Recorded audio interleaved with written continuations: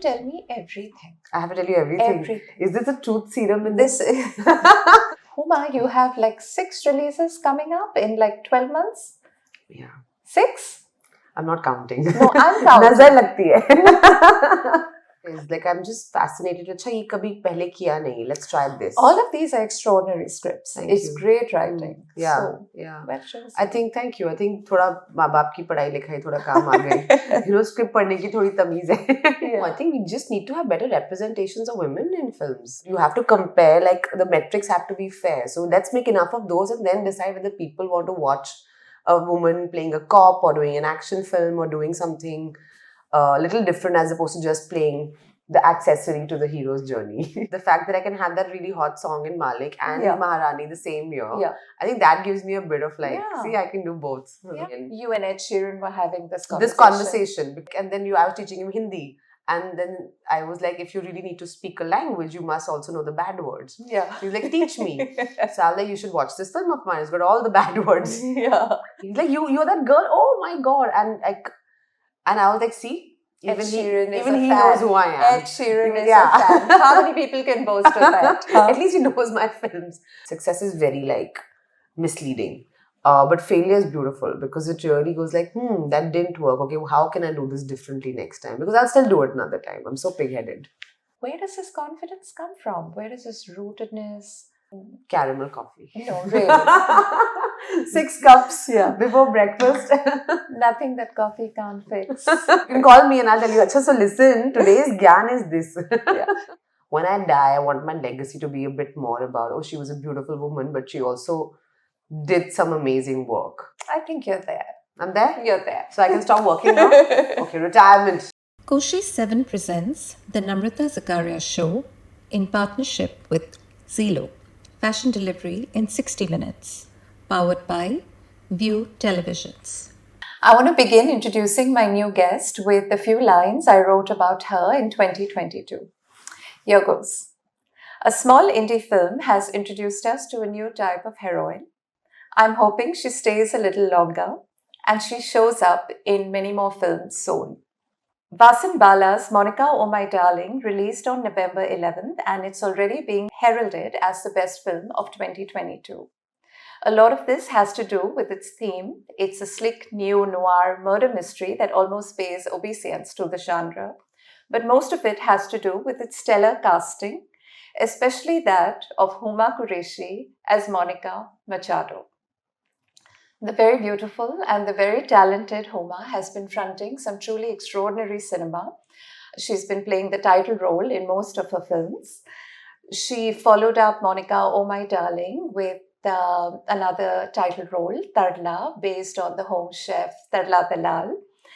And she's coming back in another few weeks with Bayaan, a film that she has co-produced, and another one called Single Salma, which hopefully is already going to be in theatres by the time this is out. But let's talk to Huma and find out a little more about her extraordinary life choices.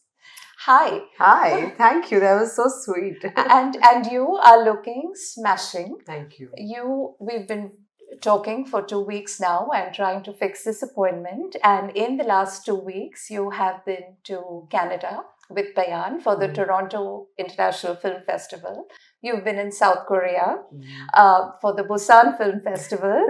You have toddled off to Milan Fashion Week with Dodds.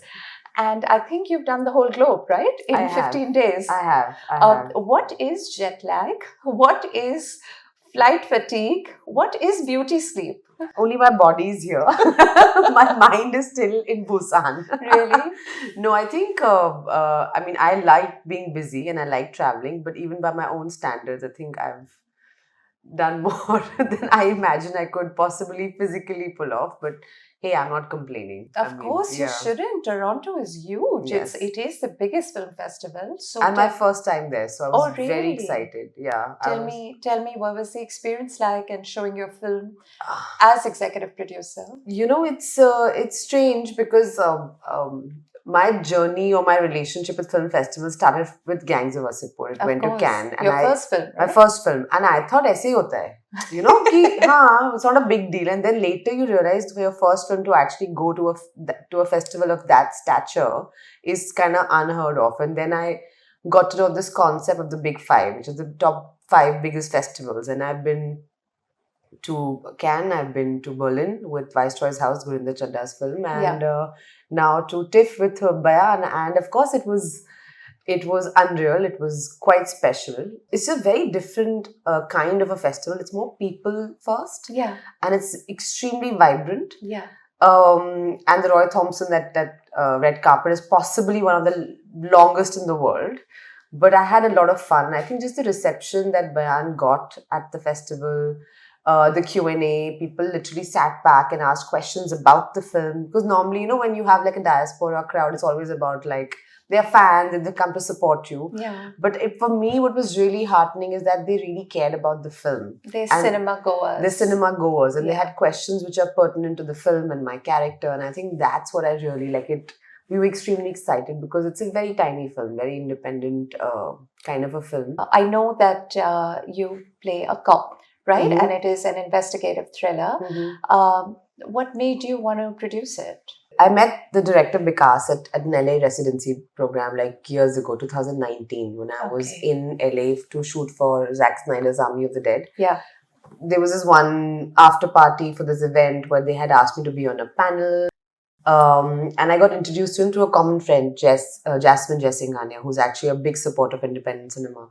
And, one of those, hi, meet so-and-so, and I forgot about it. And years later, Vikas messaged me out of the blue saying, hey, do you remember me? We briefly met at this party and I have a script for you.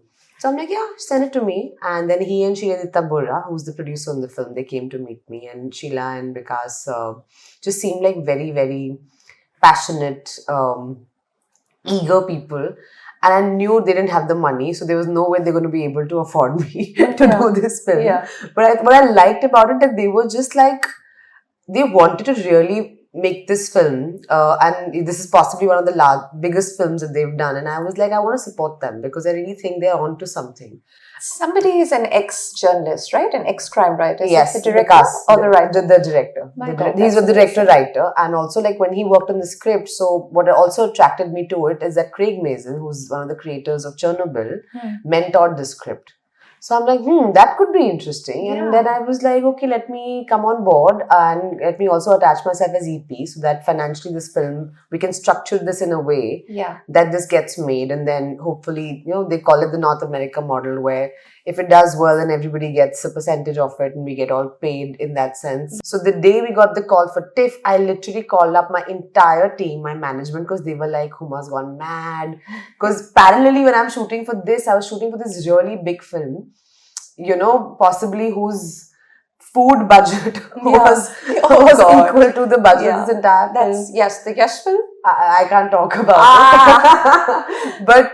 But I'm like, and they were all like thinking I'm mad doing this film. And I was like, listen guys, like, you don't understand. If this sort of works, it could really mean something. And so when we got the call, I called my entire team saying, I told you this was going to happen. So it just felt really like, I don't know, validating that you just read a script and you think it has potential and it has no like big studio backing or doesn't have like a big person championing it in that sense. But you just feel you want to go, and incredible cast, incredible crew. They just go and make a film and, it gets, it's getting all this conversation going. So I love that. And I love that now we're seeing so many types of films. It's not just the big 10 poles. It's just so many new stories. Everyone's a filmmaker. Everyone's a script. I love that. Yeah, I feel Bombay's fully turned into a little bit like LA like that, There's room for everybody. I mean, we just need that weather. This monsoon has to stop now already. No, but I think it's amazing. It's a great time for like films and content because it has become more democratic. I feel like why should only a few people get to make what they want to make and get to decide what other people want to watch? And I also think that the lines between like mainstream and like art house are like, they don't exist anymore. Film is a film. I think so.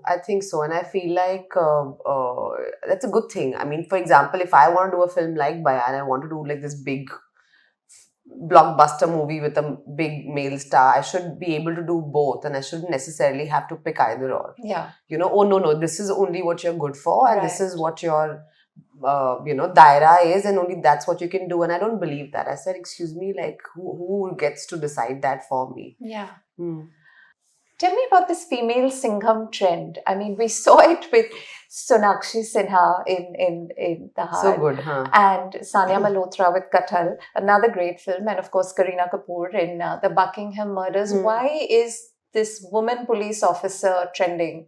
I think we just need to have better representations of women in films. And I don't know, I think it's a good time, because I feel today writers and directors are taking those chances, and and we've always had actually amazing actresses who could have shouldered such subjects, but perhaps people never thought that they could get made or people would be interested in that. But I think people are interested. Like, I get into this debate with so many people all the time. They're like, oh, female action films don't work. But like, how many of them have we actually made? Yeah, that's We right. make one and then you want to quote that, as opposed to the 20,000 other films that you're making. And of course, they get much bigger budgets. Yeah.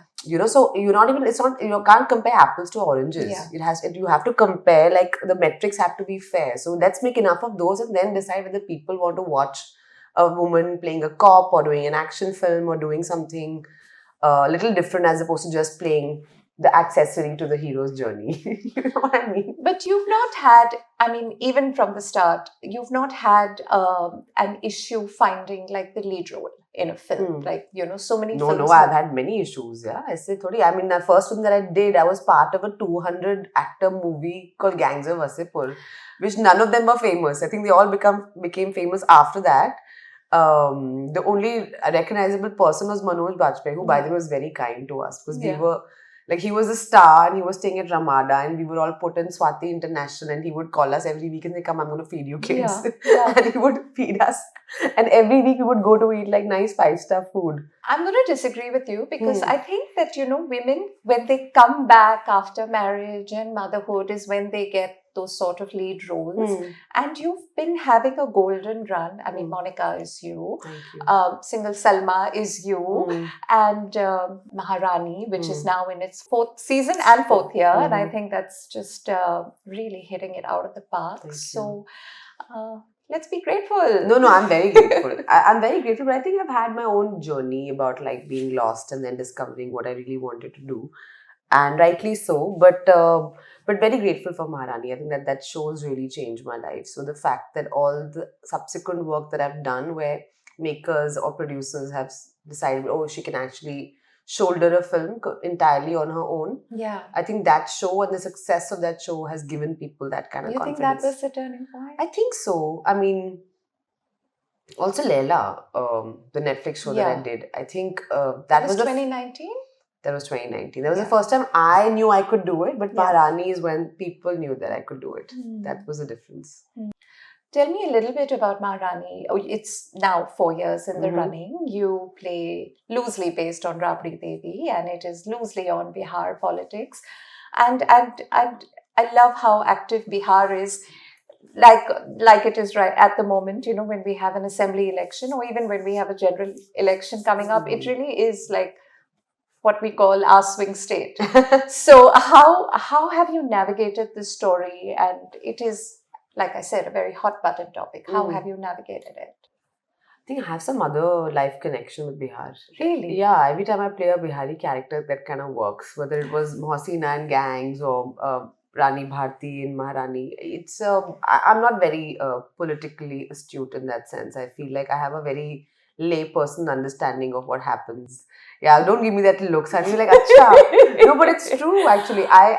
This is where I use Bihar, I think, is possibly like the most political, or among the more political. This is where I use my actress card and be like, I just read the script and I'm told I say what I'm supposed to say. But you know, early in the 70s, under Jayaprakash Narayan, Bihar actually toppled the Indira Gandhi government and pretty much heralded the What emergency. are you trying to say? I'm just trying to say that it's fantastic to have to have a state that can really swing an election and be such a part of the mainstream discourse, despite being a major national political party. And I want to binge on Maharani and really sink my teeth into how much fun it's going to be. It sounds like something I know I'm going to love. I think you will, because I think what the show very cleverly has done or has managed to do for all these 4 seasons, it's actually taken real life political incidents and it's given it like a bit of like a twist. Nice. So it's like I don't know. The genre may be like political fantasy almost. Yeah, like something happens and then you sort of twist it around. So you kind of remember that incident happening in like your living memory, but the story is actually something entirely different. Nice. And I feel that's what's really caught a lot of people's imagination. I cannot tell you how many people who are either journalists or with either of like the political parties, they've reached out and be like, oh my god, we love the show and we think like you're great in it. And I think the fact that I play such a gaon ki aurat who's like from the land and like, you know, is this daughter of the soil kind of a character that people have really been like, but you're such a city bred girl. And I was like, I don't know, I think it's just the power of the writing, to be honest. And also the power of Huma, because I think your roles have been amazing. And I'll tell you, films that for me have especially stood up, of course, Gangs of Wasseypur, Badlapur. And do you remember Sameer Sharma's Chicken Khurana? There you go. And what a film that is. You know, beautiful choices. So what makes you choose films? What is it in you that like says this is a film I want to be a part of? The script. And the script has to be something I've never done before.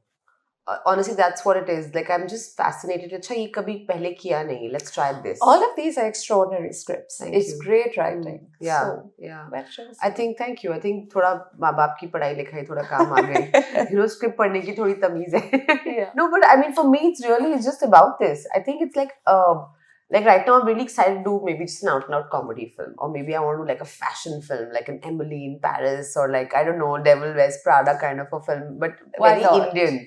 But very Indian. I want to do an action film. For me, it's always about going after genres, going after great directors, going after great scripts and being like, okay, let's collaborate and let's do something that I have not done before. Because it's very easy for people to start being like, okay, so Huma's good with this Bihari accent thing, so let's only give her this stuff. Or, oh, that film was a success, so let's give her that. And people, it's because it's easy, right? Like, and everybody just wants to cast in a sort of an easy way. And sometimes it takes a lot of like courage to be like, okay, I'm not going to work for 2 months. I'm going to sit at home and I'm going to figure, I've done A, B, C, D. What else can I do? And is there a skill set that I don't have that I could develop maybe?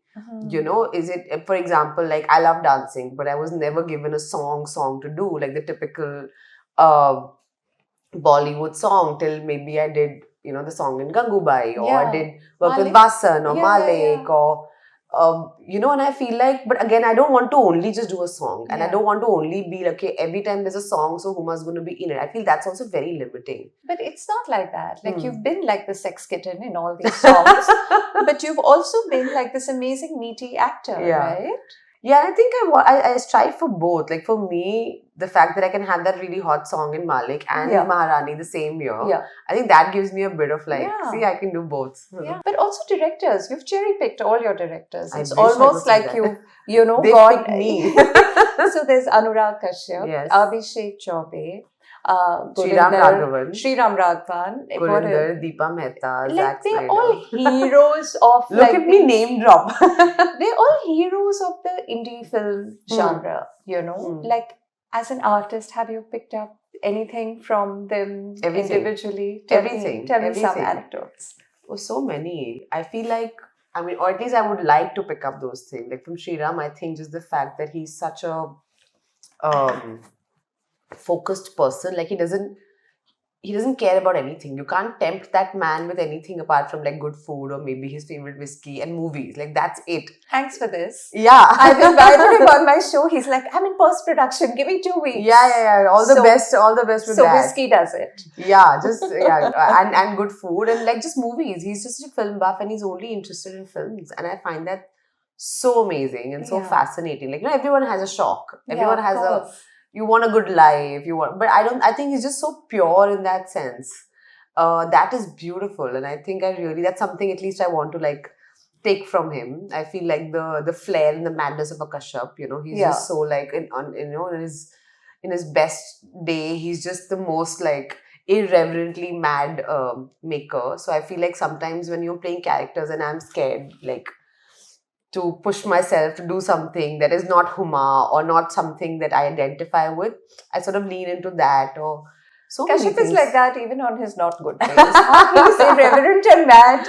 Yes. Every day. Yes. Again, Sameer Sharma, like, I mean, everybody. I think there's so much I've learned from all of them, and just also spending time understanding what their influences are, what books they read, what movies they like watching. Like, one of my favorite exercises to do with all my filmmakers is like, okay, I try and always find out like what do they like watching, like what are their favorite movies, and This then is so interesting. yeah, because it makes you understand something about them, like, without them having to over explain. Like, I'm not a big process actor. Like, I've heard so many people talk about their process and how they lock themselves up in this room, and I'm like, baap re, itni mehnat. I feel for me it's more about vibing with the person and being like, okay, because a script you read and then you have your own understanding of it, and I want to chat with the maker and be like, okay, so this is what this person is about and this is how he sees the world, so I want to infuse myself in his dunya. So that's It's what it almost is. like chemistry, just like Always. relationships. Also. Always. Very new way of looking at craft, I think, I don't know about that.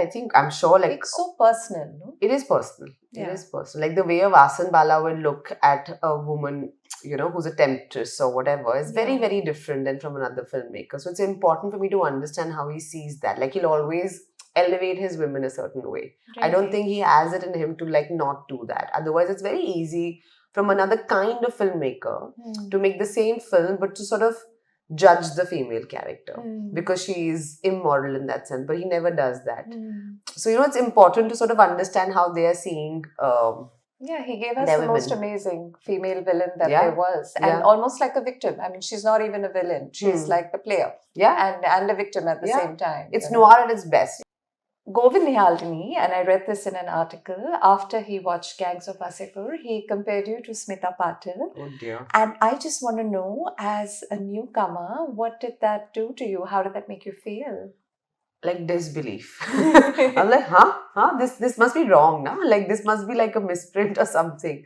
I think early days, when I just started out, also I didn't grow up in Bombay. So I had like, for me, like movie stars and like people you just, whose movies you saw, or they were very like far removed.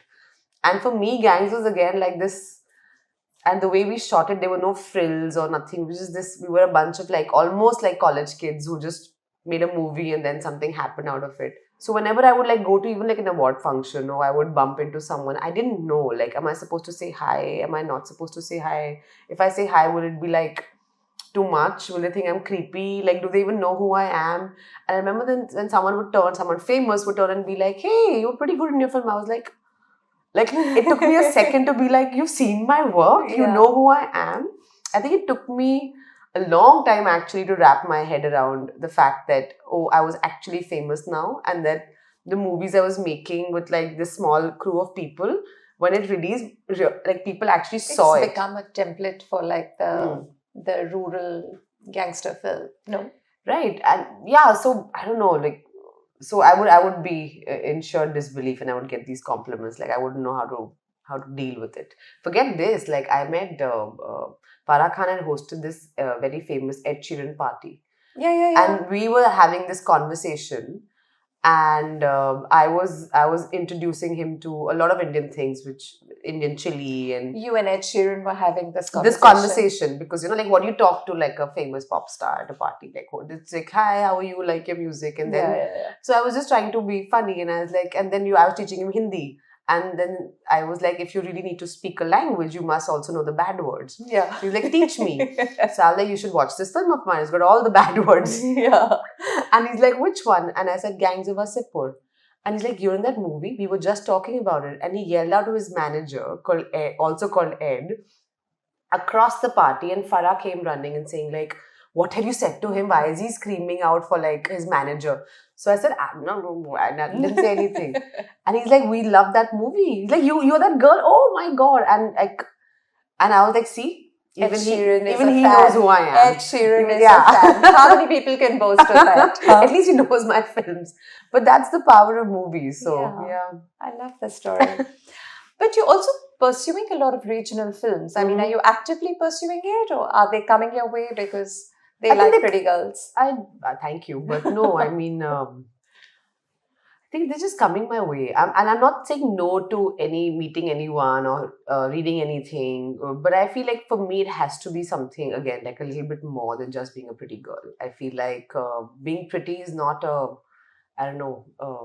laurel to be proud of, because it's just something you're born with. Like, I have no contribution to being pretty. Apart, and like even from how I look, I think I have to thank 3 people who just helped me put on this makeup and this dress and do my hair.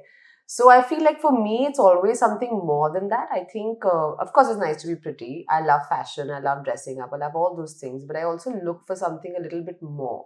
Like, when I die, I want my legacy to be a bit more about, oh, she was a beautiful woman, but she also did some amazing work. It has to be a combination of both. It can't just be, bahut sundar. Yeah, I don't think it's something you need to worry about at all. Thank you. But It was a great morning. I'm getting so many compliments. what was it like working with Mammootty and Rajinikanth? I mean, these guys can Legends. move mountains in India. Legends. I wish we had done a better film with Mammootty, sir. I wish we just made a better movie. These things you can't control, but I'm just so happy for the experience of sharing some time with him and how kind he is, and just like a legend of Indian cinema, So just to be, just that film girl in me just was super excited. And also, like, what I really enjoy about both with Rajni sir and him is that just very real people, and we end up having some very like nice real conversations, because I'm like that curious kid who will just ask a lot of questions. And I think I'm a fan, but still at the same time, I think I keep it real. So I think they also enjoyed my company. And for Tell me, more, like what were snatches of conversations? No, that wouldn't be right. But she's been up to mischief. No, that wouldn't be. No, but I just feel like for me, it's always important to always understand, like, when you did, like, say, a particular film, what were you thinking? Yeah. I think that always, like, it seeps into your work, whether you realize that or not. And I feel like all actors, we end up sharing, like, but when I was doing that film, this is what I was thinking, actually. This is what I was going through in my personal life. Did you pick up any acting tips or any, like, professional... I was petrified because in both the cases, I didn't speak the language. So I had to literally mug up my lines and, sort of remember them by rote, and then also did a bit of... So in my head, I was acting like, in theatre, you say acting in gibberish. So I was doing that. I was extremely petrified. What about Zack Snyder and Army of the Dead? And I think he's such a, like, indie hero, and this horror genre is such a big thing. So... can you share something about what it was like working in Hollywood? Was it tough to break in? How did you get that role? I mean, 300 has been one of my favorite movies of all time. I just love that movie and what it did to all of us. I was actually in LA because I had written like a 10-pager, which I wanted to make into like a TV show, or if somebody gave me the money, a movie. And my agents loved it, and they sent it to a bunch of people, and they all liked it, but they were like, oh, it needs like some... I don't know, like lots of millions of dollars to make it. And you wanted to make a Hollywood film or a Hollywood show? Yeah. I love Why not? So that never happened. But while I was in LA, they called me. My agents were like, "You want to go for this audition?" I said, "Yeah, I'm here. Like, I've not auditioned in a while, but it'll be fun to like come to a new country and go into a room and get a sheet of paper and do some lines." And that's exactly what I did. And then this was a Thursday. I came back to India on Friday, and Monday morning I get the call saying, "You're in. Do you want to do this part?" And I was like, arguably one of the biggest filmmakers in the world. Yeah, Of course, I would do it, and I knew it was a small part, but that was not important. The important part was the experience of just seeing how these big action blockbuster movies were made and how they were shot, and the kind of prep that went into it. And I think that was a big learning experience for me. But you're not pursuing anything in the US anytime soon because your plate is brimming over. Yes. No, not currently. Like, in the sense, if you're saying, would I move there and just wait for 6 months to see if an Yeah. opportunity knocks? No, I'm not doing that. But no, I'm always open. I would love to do more work. I think we all are very inspired by the late Mr. Irfan Khan, who always kept one foot there and one foot here. And I feel that is a possibility, especially the way content is moving today. Huma, you have like 6 releases coming up in like 12 months? Yeah. 6? I'm not counting. No, I'm counting. Nazar lagti hai. There are great actors who are not as busy, who are lucky if they have like one release a year, and you've just got a marathon coming up. I've just been working actually the last 2 years. I've just been shooting incessantly from one set to the other to the other. And I'm trying to just do the only way I can keep myself relevant, I think, is just by doing different things and not repeat myself. So if I have a single cinema coming out, in which Yeah. way I'm playing a Shia Muslim girl from Lucknow, then I want to do Maharani, in which I'm playing a Bihari politician, to a Delhi crime, which I'm playing something. I mean, I don't want to tell you because we've not started the promotional whatever, but it's something that I have never done before. You have to tell me everything. I have to tell you everything. Everything. Is this a truth serum in This this?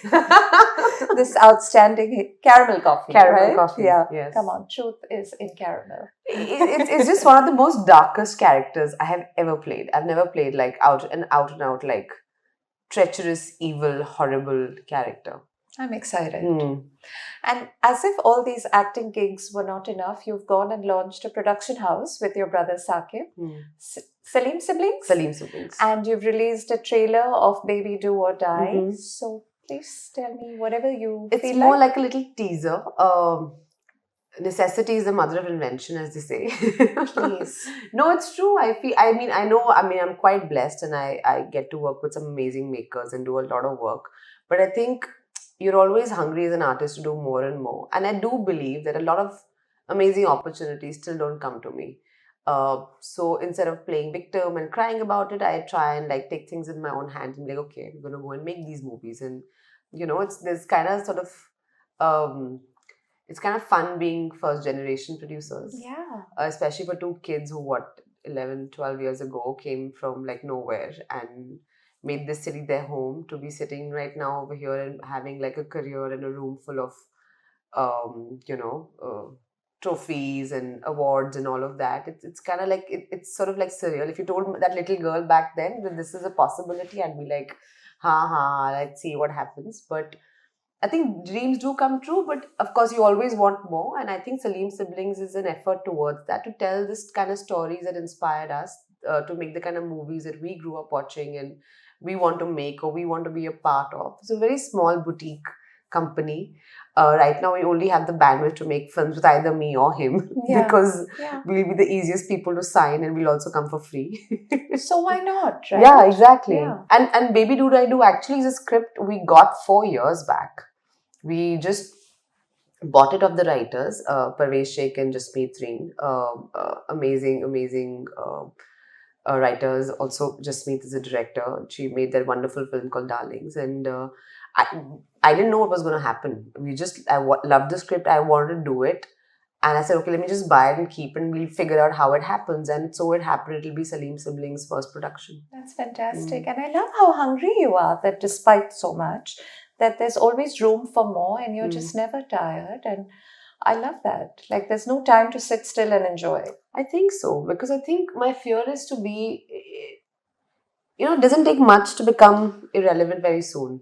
The world is moving in such a fast way, and perhaps that's a fear. I don't know. As I'm talking to you, I'm thinking about it, but maybe it But I comes also from think that. it's a great sense of achievement for especially a female actor, because we see so many mainstream actors, female actors who've now launched their own production companies, and I think it requires a great boss girl energy, but it also requires a great level of success to sort of have the confidence to do that, to be able to have people give you money to Put in your own money, give people money, actually put a team together of people and it be is a like, very big deal. So it is. congratulations. Thank you. No, I think kudos also to my brother. I couldn't have done without him because he's really the glue that holds us together.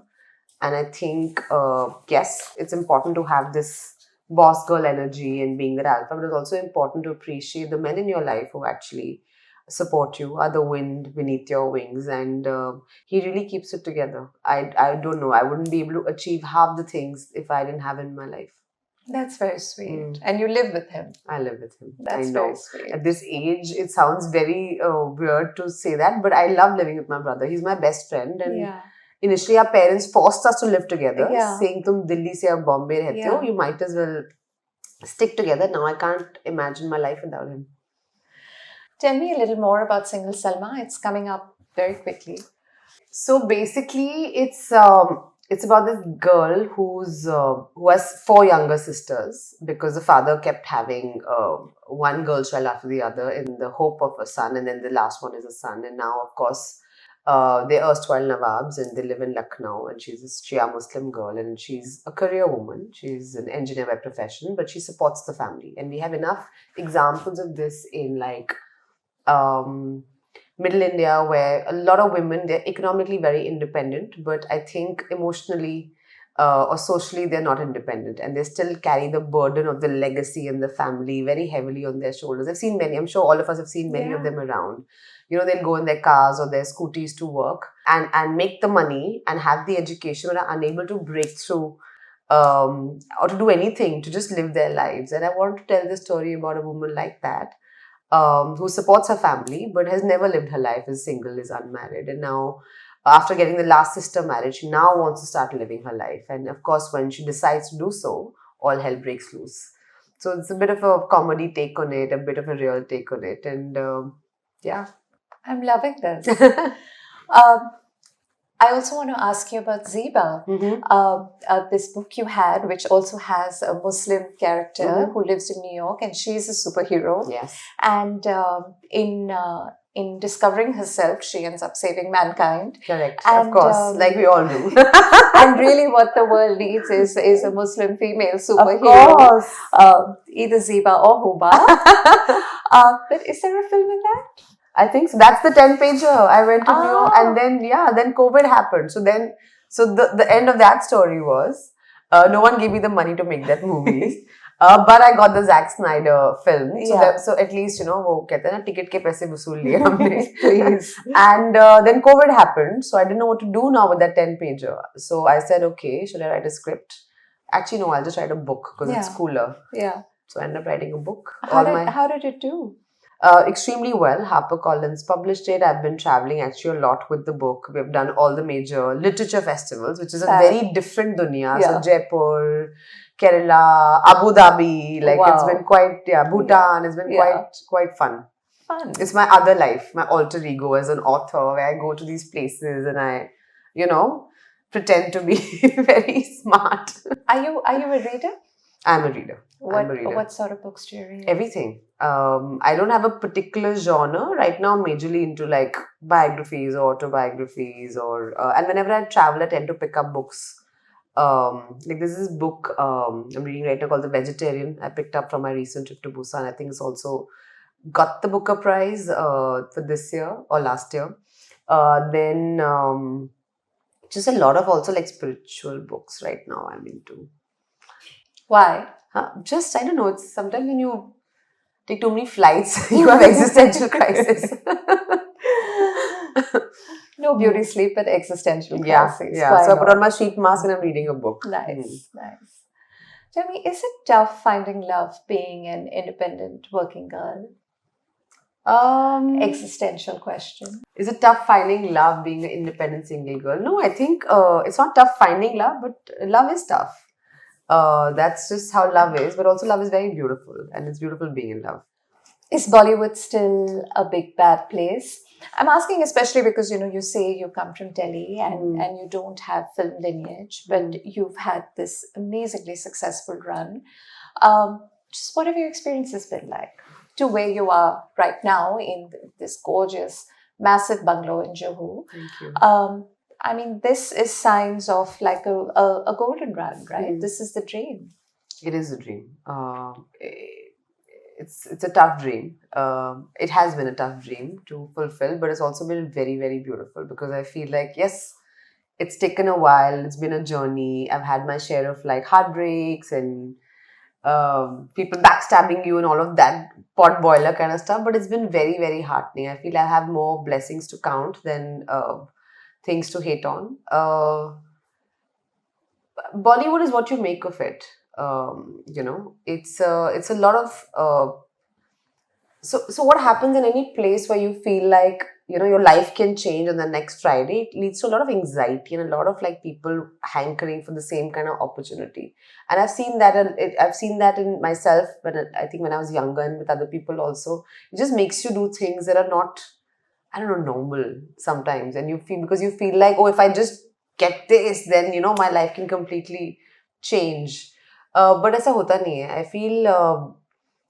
I feel what my biggest learning in my journey, what in being in Bombay, being in Bollywood has been, is just really made me a far more saner and a more rooted person. Like, you have to grow your roots before your branches come out. So before you're worried about what the world and how the world perceives you or sees you, you really have to build that core, strong foundation.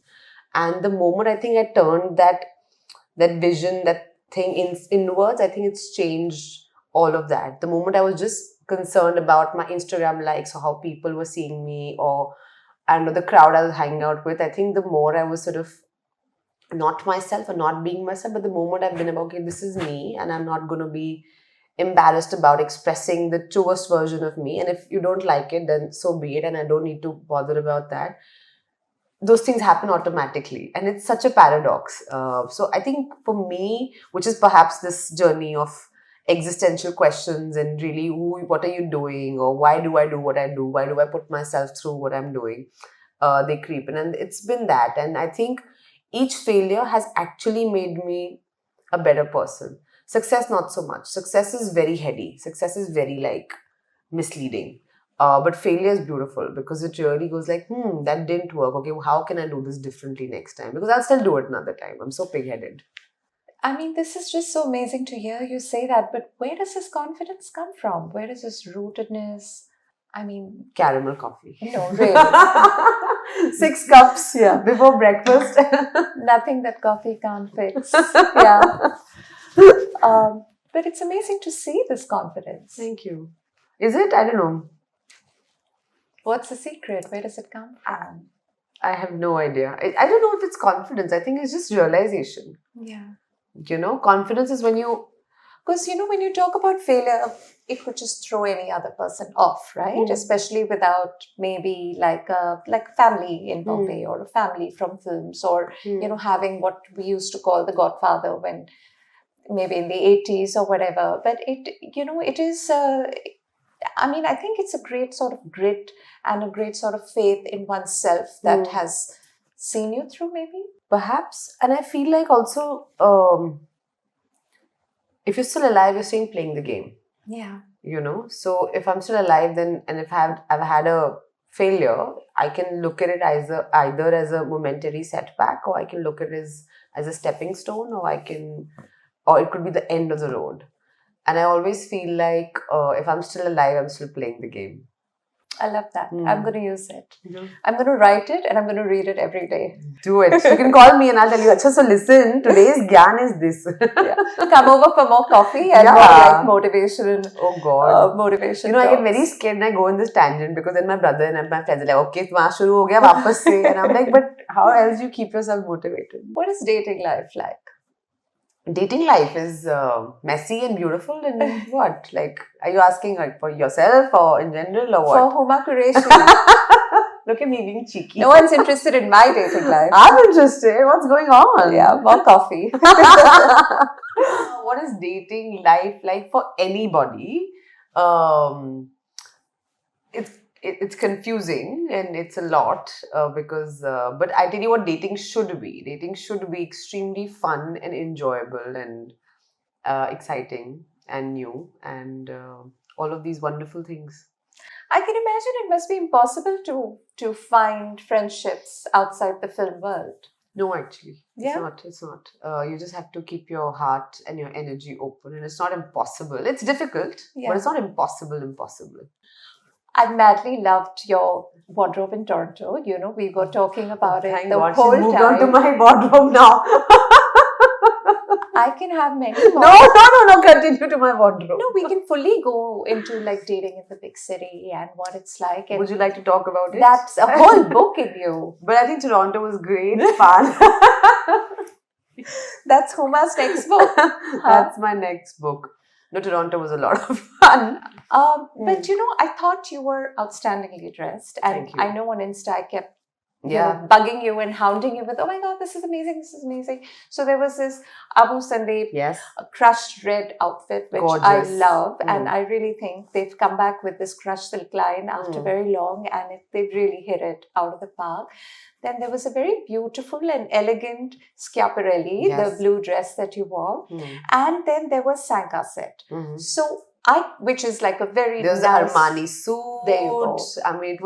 I think, we really, I think, with Pranesh Onak and also Nikhil Mansata, we just everything just came together. So it was a combination of like brilliant friends who also design as AJSK, like sending me that beautiful garment. And the moment I put it on, Yeah. and we did the fitting right in the room next door, and Yeah. I was like, this is it.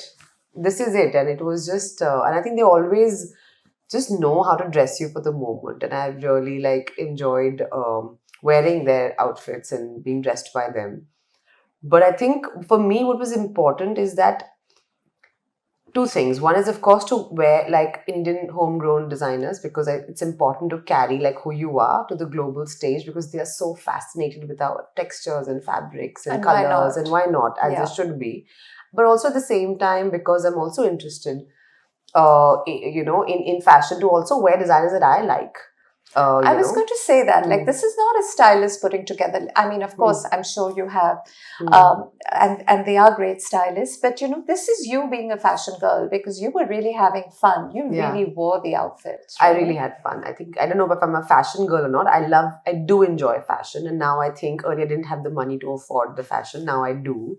So I am doing that. So I think, and it's also nice, I think, and I say that with no regret. I say that with a lot of like pride, saying, हाँ पहले नहीं होते थे पैसे, तो जो afford कर पाते थे वो पहनते थे. Now I've made my own money and now I'm really enjoying, investing myself and investing in the fashion. And I really think like for me, each time when I'm going out, I want to tell a story and I want what I'm wearing to be an extension of my personality. So before you even talk to me, you're intrigued or you're curious or you're fascinated or something, and I think that's what fashion should be. It should be a conversation starter. It should be, maybe some days it should be political, maybe some days it should be comfortable, but it has to tell a story. Yeah. And I think I look at it from a very storyteller's lens, as opposed to just like, oh, I'm looking pretty today lens. Like, Yeah. I'm like, okay, what is the story we're telling out today? Like, I remember I got that Armani suit when I was in London, and it just so unfortunately happened that week Giorgio passed Armani away. passed away, and we were just like,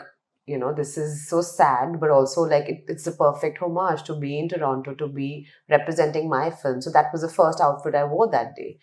The classic black Armani suit, and also, I don't know, a homage, I guess, to a great man. What is your style like when there's no stylist around? You saw me earlier when you walked in in a dirty t-shirt and loose baggy pajamas and hair up in like a chundu, I call it. I think just being comfortable. I think I go from either being extremely chic to extremely shabby. Like those are my two modes. There's nothing in the middle. I can't imagine you shabby. You just saw me shabby. That was not shabby. That was quite shabby. That was just very chic and home style, but definitely not shabby. Okay, in my head it was very shabby. Also, it was like, I don't know, not washed hoodie. Too much information. If I were to ask you, what is your dream outfit? Something that could be delivered to you in 60 minutes. Oh, wow. I think anything in white I would wear, like in a heartbeat. I think white is just my color. I always feel like white just feels perfect. White shirt, white kurta, Anything. all of it. All of it. White anarkali, white sari, Yeah. white tuxedo, whatever you name it. White, I'll be like, yeah, I love it. White Like, chicken. white Since we're in chicken. the Oh, mood love of Lucknow. it. Yeah. Love it. White chicken curry, nice kurta. Yeah. It's just the perfect thing for a summer day. Yeah. Your father runs Saleem's, which is, of course, the famous restaurant chain in Delhi. Do you cook? No, I have enough people around me who cook really well, and I want to be the person that they can cook for. I enjoy eating. Did you learn to cook for Tella? I did. I mean, not for Tarla, but I know how to cook. I just don't enjoy cooking. I feel it's too much of a process to do it for like one meal, which gets Yeah. over in like 20 minutes. I feel Yeah. it's such a scam. But I do enjoy eating. I enjoy hosting. Cooking is a scam. Cooking it's too much work. Yeah, matlab, sometimes some dishes is like a half a day prep for something. It's a 2-day prep. You marinate the thing, you keep it. It's a lot. No, but I enjoy eating. I enjoy hosting. And I do believe that मेरे घर पे काफी अच्छा खाना बनता है. So Nice. I've been told that. So I would like to believe that. What are your go-to foods to eat and when you're serving? Like when I just came back from all this travel, I wanted to just eat dal, chawal and achar. Like Yeah. that was my thing. Like achar, chawal, little ghee, dal is like ultimate comfort food. Like you can't beat that. But also like whenever I'm traveling wherever, I like to eat local. I feel that's the best way. So if Of I'm, course. in Italy, I want to eat the pasta. I want to eat the pizza. I want to eat the tiramisu. Although I don't have too much of a sweet tooth, but I mean, it's just one of those things that you have to eat it in the most authentic way possible. I want to do the ramen when I'm in Korea. It's just one Yeah, of those course. things. Yeah. Yeah. We're here in your big, beautiful house, and we know the big lineup that you have coming up. Touch wood. That's right. What do you wish for? Do you still have any unfulfilled dreams, any goals that you haven't yet achieved and you are aiming for? What is a girl who have everything, including amazing clothes now, wish I don't for? have everything. I almost have everything. And it's always good to be almost there, because if you're entirely there, it might make you lazy or complacent. So I almost have everything. What do I want? Immortality through work. I feel like being an actor is one of the most greedy professions in the world, because what you're really doing, why people have, I don't know, children, it's because you want people to talk about you after you're gone, right? It's like they carry on your legacy, your family name, etc. I feel like as actors, that's what you want to do through your work. That, we talk about people who have gone, but you watch their movies and they move you. Like someone can say something and that could make you cry or that could make you laugh. And I feel like I want to always be remembered by my films and my work. I think you're there. I'm there? You're there. So I can stop working now? Okay, retirement. This is my last interview before my retirement. Do not retire, and I cannot imagine you retiring, the workaholic that you are. That is correct. And always greedy, and always has this beautiful, nose for a great story or a great script. And I should have been a journalist in another life, no? why? Journalists are broke. Yeah? Yeah. Oh, no, then we can't. No fun there. Oh. No fun there. But listen, this has been a great chat. So Thank you so much. You're wonderful. And I'm glad you chased me down. Did I scare you? You said you were scared of me. Before I had met you, and before when I used to read all your columns and articles, I was a little intimidated by you, because, I mean, when you don't know somebody and you feel like people have strong, I'm sure it happens with me as well. People get intimidated. But I think once I met you, I just found you to be extremely warm and kind and very chatty. And I like that combination. Here's to many more chats. Thank you so much. Thank you. Thank you. Koshi 7 presents the Namrata Zakaria Show in partnership with ZILO, fashion delivery in 60 minutes, powered by View Televisions. If you like what we do, please press the bell icon below and subscribe to our channel. It will really help my team and me to do better and work harder and bring to you even better conversation.